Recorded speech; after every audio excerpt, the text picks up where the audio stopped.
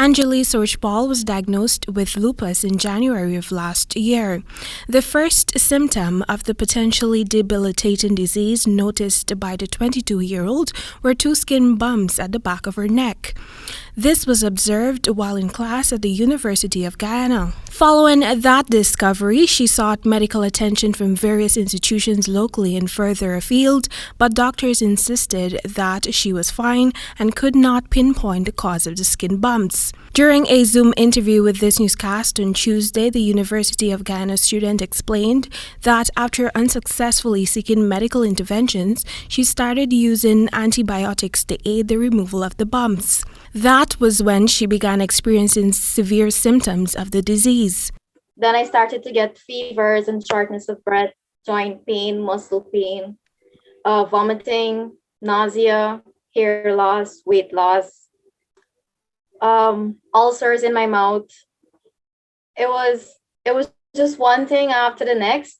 And it was hard getting a diagnosis because the tests aren't done in Guyana and you need to do a combination of tests. It's also very expensive. While on a trip abroad, Sochpal started to feel unwell again and was admitted to a hospital with elevated liver enzymes, which indicated inflammation to cells in her liver. 6 days later, she was diagnosed with lupus. The woman says the disease has changed her outlook on life for the better.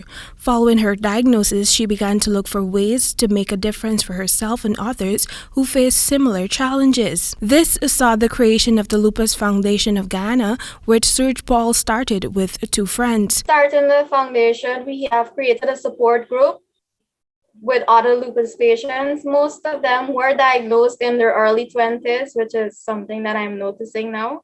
All females.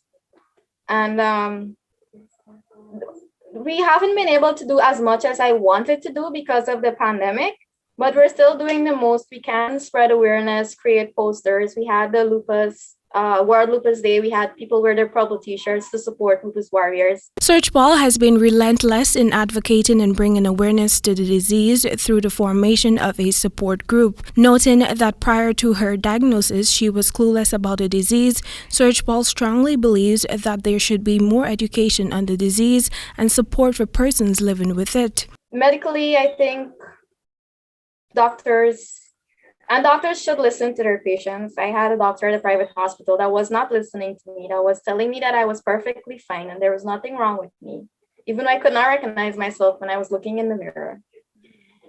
And it all comes down to spreading awareness. In the COVID-19 context, Sochpal said she strongly abides by the precautionary measures as the vaccines are currently not recommended for persons living with lupus. Lupus is a lifelong disease that occurs when a person's immune system attacks its own tissues and organs.